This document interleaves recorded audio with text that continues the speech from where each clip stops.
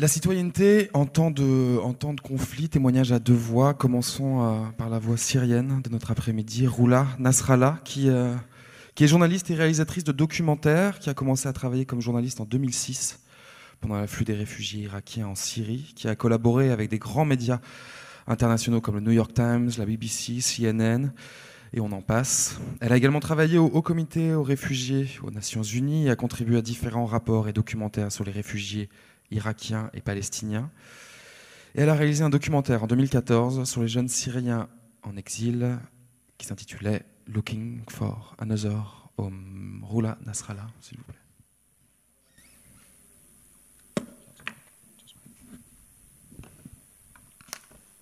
Thank you very much. I'm a bit shocked by this video. It's the first time that I saw it, and it really presents the situation, well, part of the situation in Syria, especially for the Syrian youth.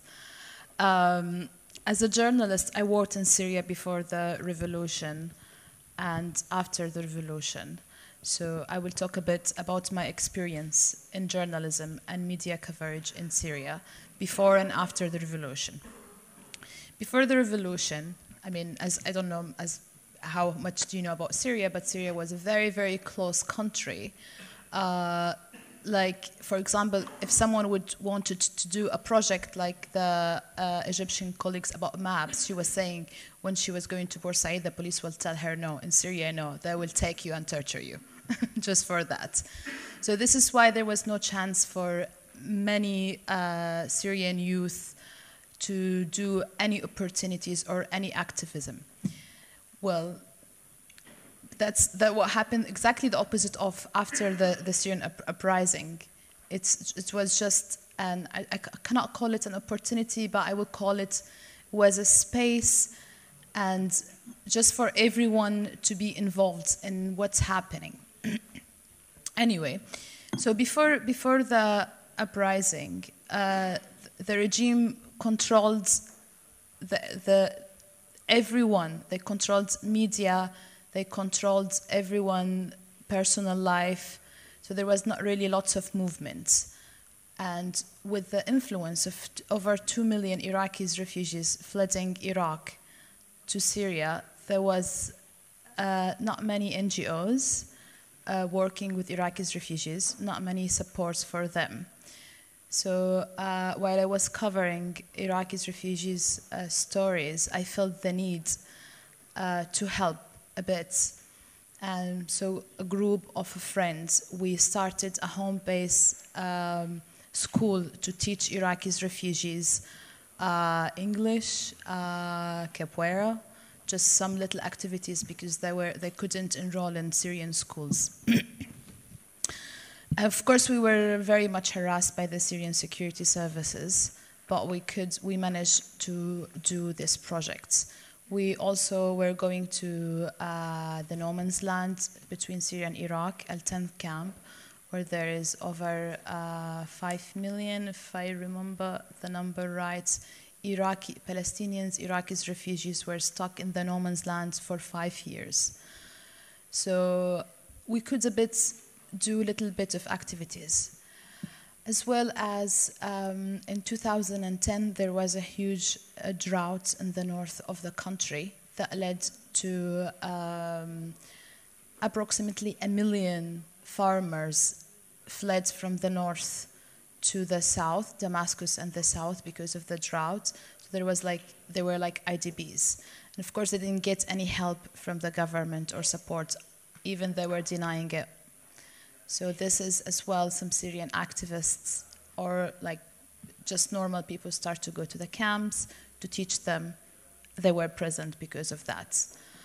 So it's very, very, like any movement was really strict and limited by the government.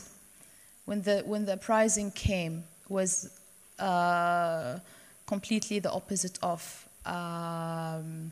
how many Syrian youth start to be involved in every single events happening in Syria, including the very beginning of organizing demonstrations. So anyway, that's still a huge topic. I just have 10 minutes to talk about it. So I will talk about my research, which is it's this media coverage in Syria. So basically how it has two sections. The first section is how normal Syrian youth start to take their phone and to film what's happening, to film the violence in Daraa, for example. There was, like all of the area were completely closed by the military. So everyone felt that was a duty to report to what's happening. And they wanted to send the message. So everyone started to film videos and to appear in the media as an eyewitness. Step by step, this is start to be development in their life, start to be media activists and then a citizen journalists. On the other hand, how the international media covered the crisis, which resources they used. Basically, everyone used the Syrian citizen journalists because there was no access or limited access to foreigner journalists to enter the country.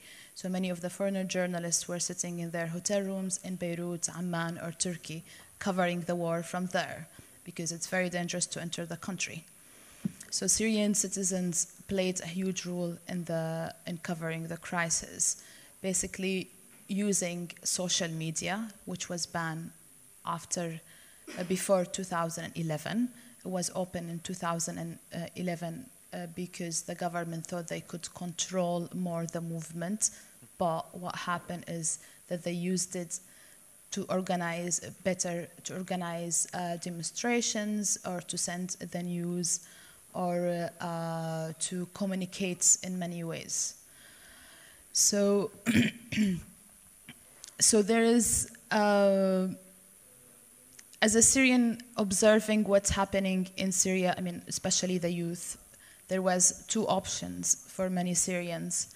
It's either to stay and to carry weapon and to fight, or to leave the country and to be stuck in paperwork in France. What happened to me as well as many of my other friends. So this is the only two options now. And this film really just talked about many Syrians' life. There is not many options, and the movements are very, very limited. Citizenship are very limited in Syria nowadays after 5 years of the war. I don't know what to talk about more. I have done a film in 2013 in Lebanon. The film talks about three young Syrians. One of them was serving his military because the military is obligated in Syria.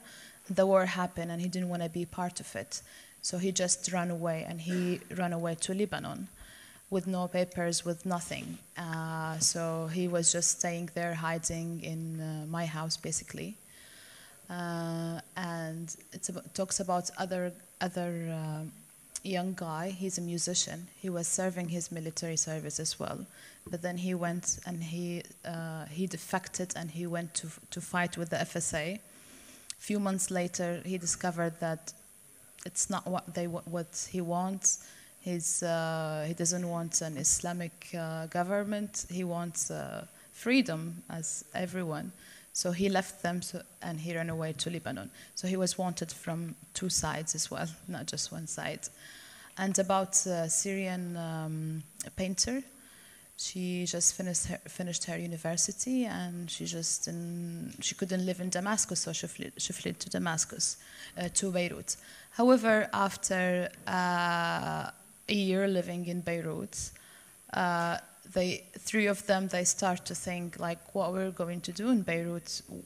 Everyone knows that the Lebanese are not going to let the Syrians stay in Beirut, and they recognize that there is no way to go back home because I tell you, most of the Syrians, when they fled the country, even in the very beginning, I met someone with the UNHCR that they said they actually proposed to 100 family to go to be settled in Europe, and everyone said no. This is in early 2012 because everyone thought that the war will finish and they'll go back home. So these 3 Syrian, they start to think about what we're going to do. Both of them, they don't have any documents. They cannot move. They can be caught by Hezbollah. They cannot be disappeared. They were scared. So this film talks about their life in Beirut and what they're going to do. One of them ended in Germany now. He smuggled himself to Germany by the sea like many other Syrians. The Syrian girl, she moved to Turkey. And the third guy, he's still hiding in Beirut, hoping to get resettled to other country.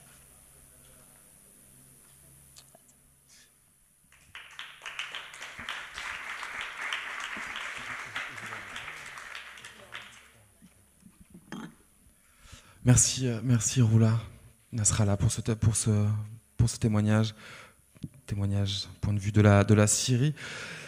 Continuons ce voyage et ces écoutes avec notre intervenant libyen qui fait partie du stage organisé par le réseau Remède France, la Ligue de l'enseignement et les instants vidéo numériques et poétiques. On souhaite la bienvenue à Sami Ellali, qui a 25 ans, qui nous vient de Tripoli, qui est ingénieur civil et engagé dans la société civile à la Railway Foundation to Build Human.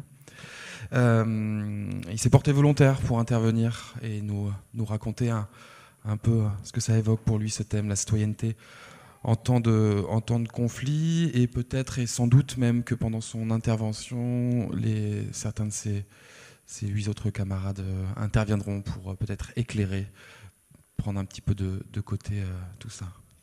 Sami. Bonjour.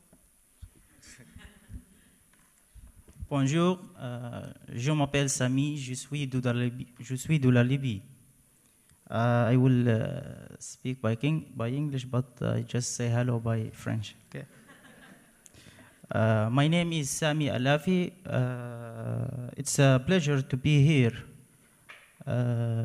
with all these people, and it's a big responsibility to talk about the citizenship or the topic of the citizenship. But I will do my best to take the most important points about the topic, okay?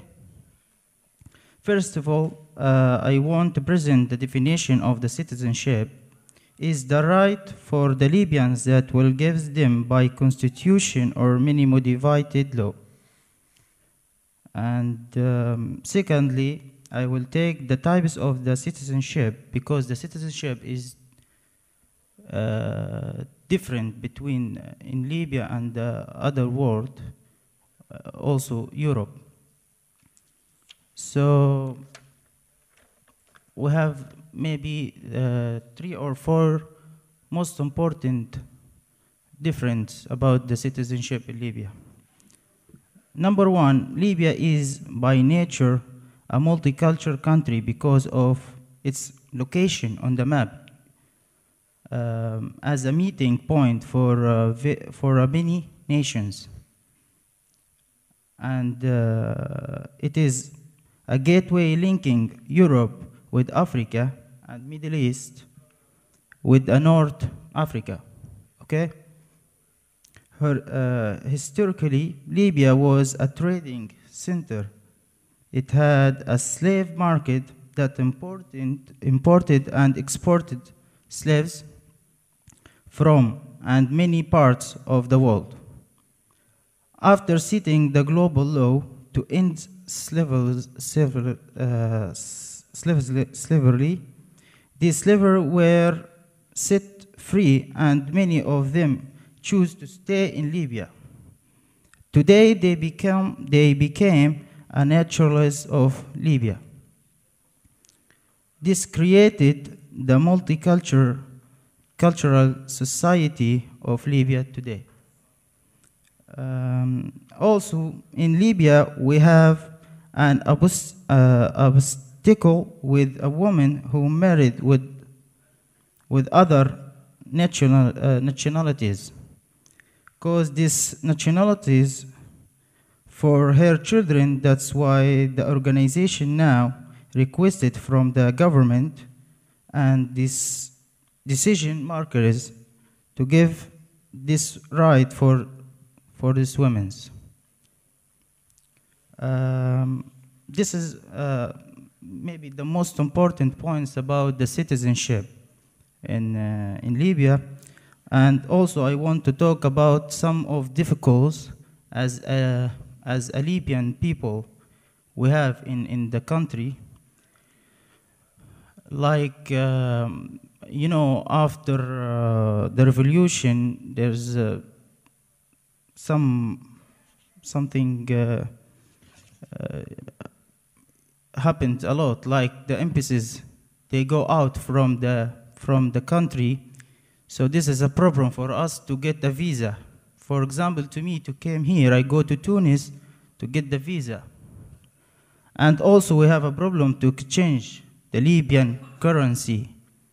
We have a black market, so there's a very high price for exchange. For example, €1 now maybe about 6.6 or 7 dinar. So this is one of this is effects about the citizenship in our countries. That's all. Thank you for everybody. Merci. Merci Sami. Peut-être que d'autres intervenants, je sais qu'il y avait peut-être d'autres intervenants des Libyens invités par le réseau Euromède qui voulaient peut-être intervenir sur ces questions.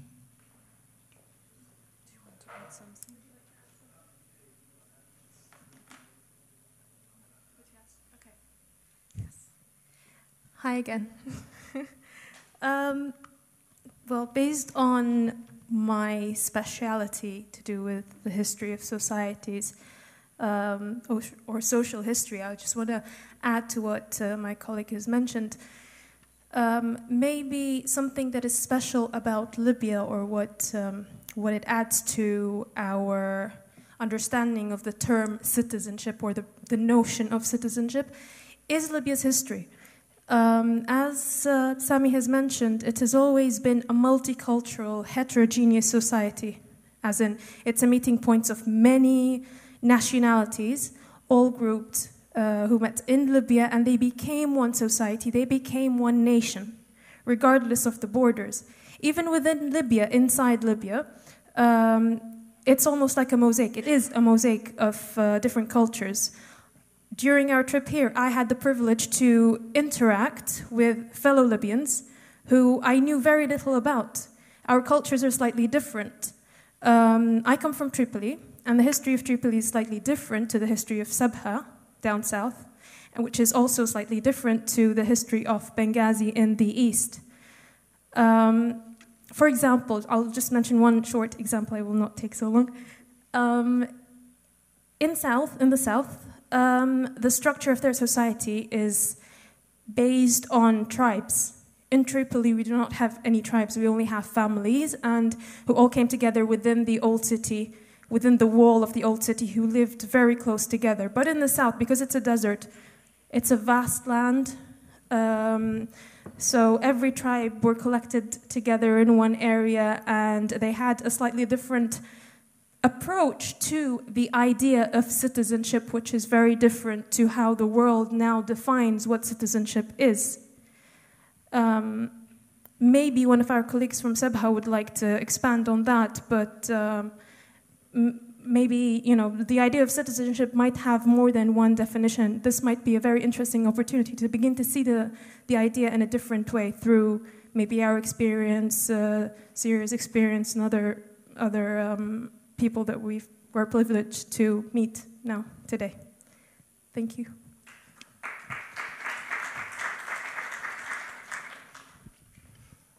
Une autre intervention ou alors un tour de questions avant de se retrouver pour la pause café d'ici une dizaine de minutes. Est-ce qu'il y a des questions pour nos intervenants ?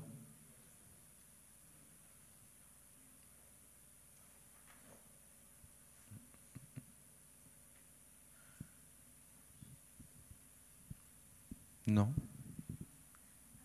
Ben voilà.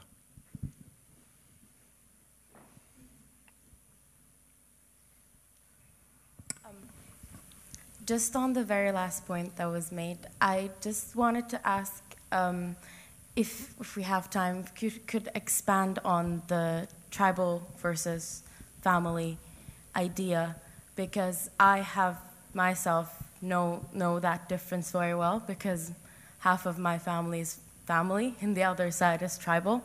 So from Turkey we have that divide as well, but how does that differ from the one that has been going on, that has been causing a question, a conflict in Libya? How is that different? I really want to know.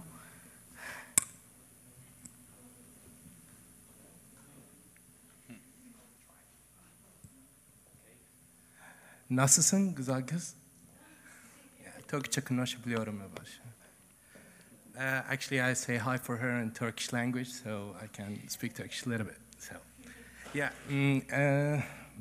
By the way, your question is very good, and it's a good point to speak about. Libya, as my colleagues mentioned before, it's very different about the cultures. And I'm from south of Libya. I'm from Sabha. Everything's there. It's about the tribes. And actually, in my opinion, I don't like these things, but now the tribes, it's control everything. It's like small governments there, you know, and everyone belong for the tribe. It's not, we don't belong for the home or for the countries. You know, they think about the tribe more than the home, actually. And yeah, some of the tribes there, they not like, they don't have the same target. They maybe sometimes fought together. They have like different opinions about many things. And we don't have just tribes. We have different cultures. Like my friend here, actually from south of Libya, but he's not Arabian. I'm Arabian, and he's Tubu, from Tubu, and we have Amazigh, and we have Tawara. Even it's not just inside the tribe. There's bigger than the tribe. It's something about the other people, other societies, you know, of us. And yeah, for me maybe, yeah. Actually, other thing, there's a positive thing the tribes did. Now we have no exact governments there in the south of Libya. And we need to belong for the body. It's like for follow the rules or the law there in south of Libya. So the tribes now playing the kind of small, yeah, conflict solving. You know, it's like if there's a problems there, the tribes playing the term like they will solving the problems. So that's thing. It's helpful nowadays, but I hope in the future it will disappear and gone, because, you know, yeah. I hope I explained something for you. I'm sorry, I'm a little bit confused. Thank you. Teşekkür ederim.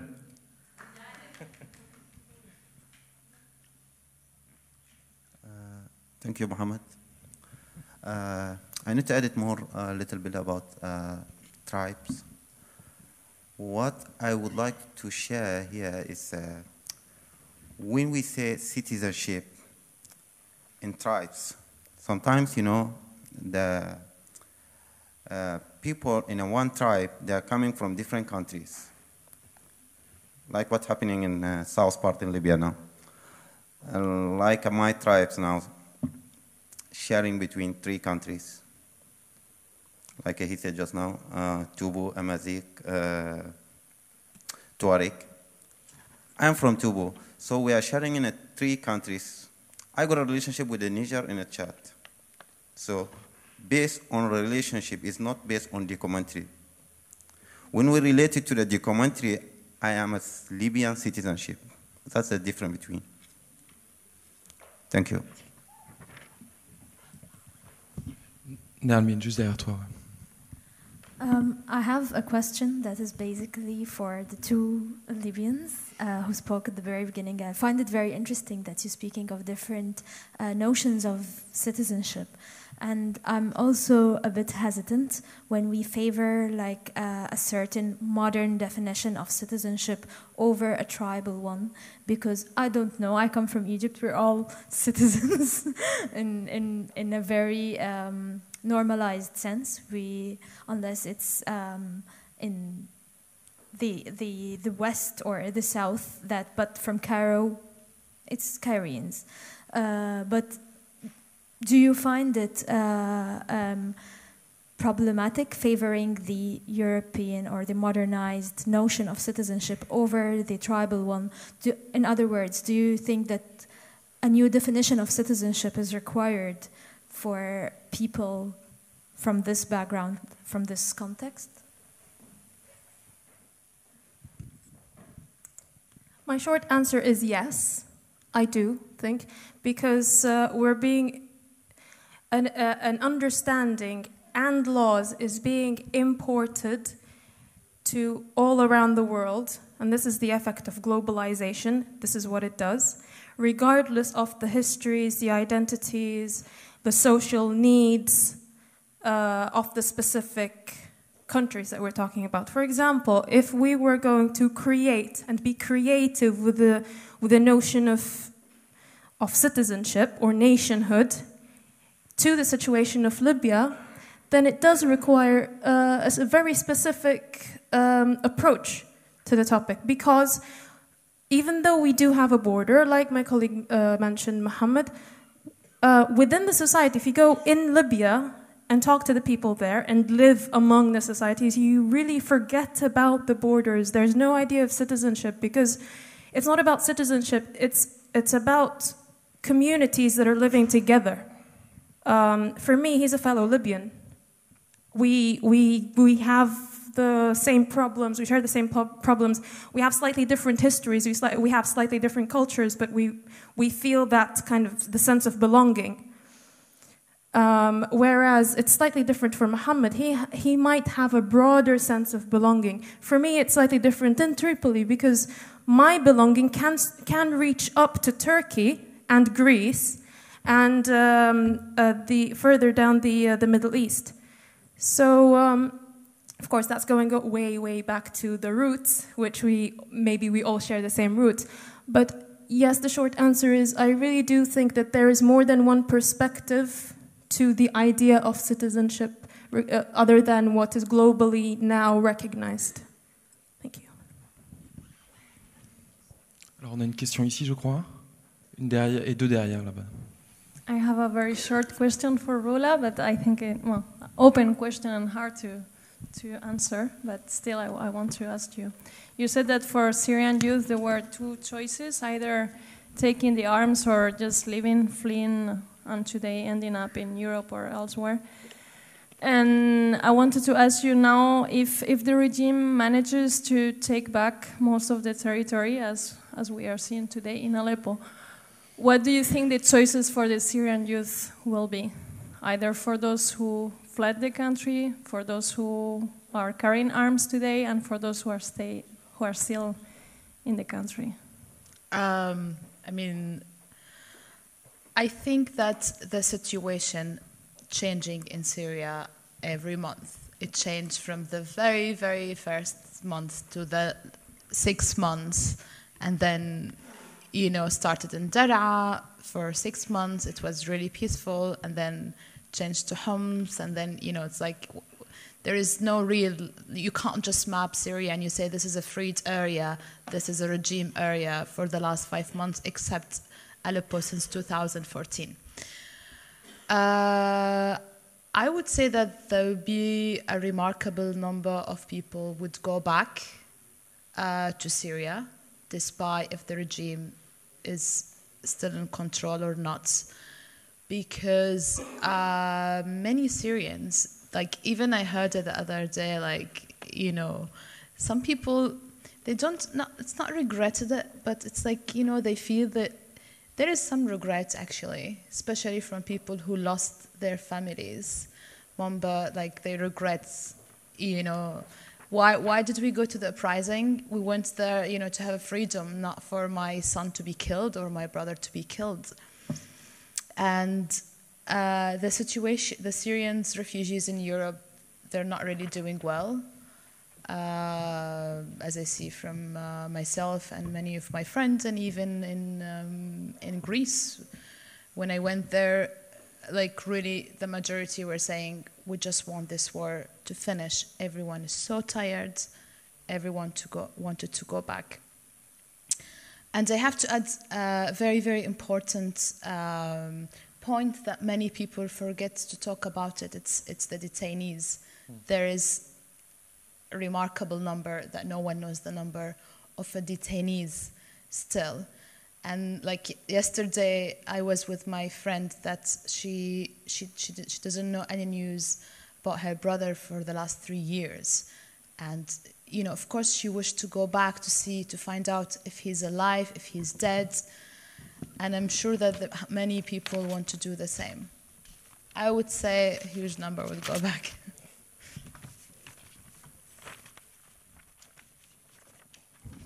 Me semblait par là être rangé vers le milieu ou vers le fond.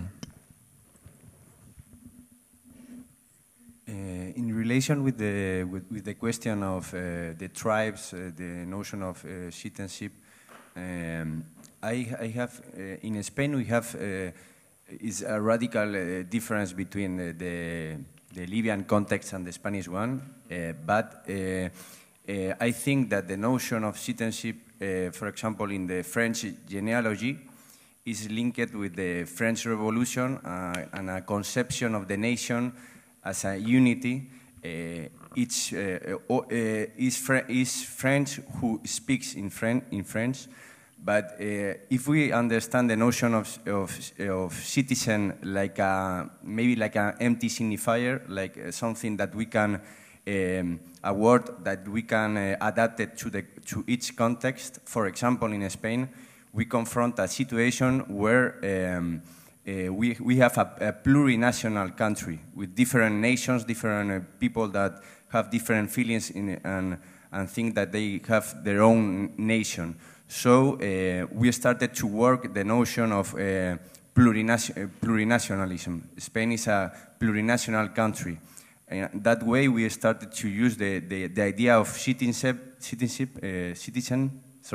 related with this kind of way to try to articulate the heterogeneity of a context that could work maybe in the Libyan context in another way. And to finish, is the same thing. We did something. We saw a lot the Latin American context in Bolivia in the Constitution of Bolivia. I think is the first article. They changed the constitution and they say that Bolivia is, I don't remember well the word, but it's like a multiple, how do you say, like Indian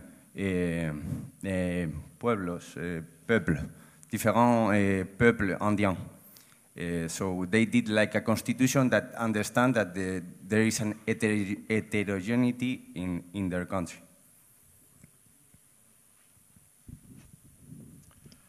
Il n'y avait pas une dernière intervention par là, il me semblait.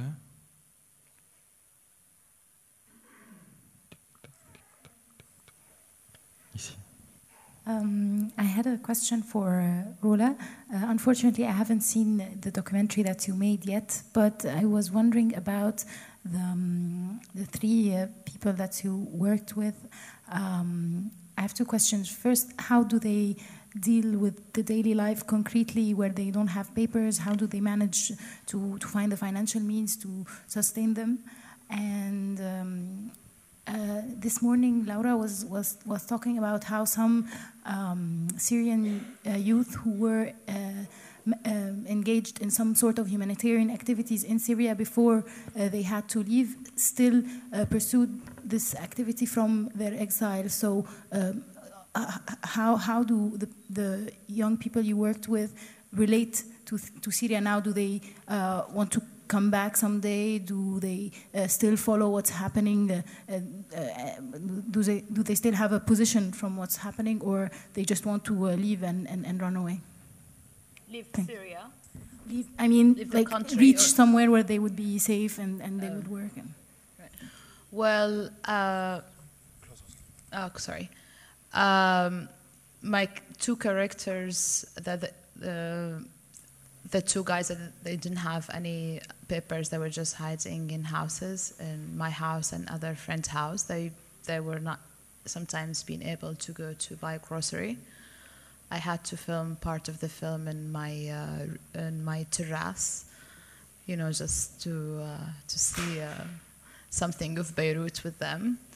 Sometimes they would go outside, you know, but they cannot go alone because if something happened to them, you know, we just want to be sure they're safe, or we know, you know, where to ask. I know a guy who's been caught in Beirut and he didn't have any paper. It was very, very hard that he been released, because I've been detained when in Beirut, at Beirut airport, and I saw many Syrians that they've been detained at the airport. They had to deport them to the Syrian borders because they said they've been detained from Turkey, for example, so the Turkey security service gave them to the Lebanese security service, and the Lebanese security service have to give them to the Syrian security service. They were all crying, they were all begging everyone, they were saying, you know, if you take us there, they're just going to kill us. So it happens a lot in Lebanon that, you know, they have some deals to exchange prisoners sometimes under table. So they do send people back to Syria. That's what scares everyone. The new questions, sometimes I tell my friends in Paris that we live in bubble Syria. We just see Syrians, we speak Arabic, we just eat Syrian food. And, you know, I was the other day like, come on, you know, we should at least learn French, we should do something. So there is many people many Syrians lives in nostalgia all the time.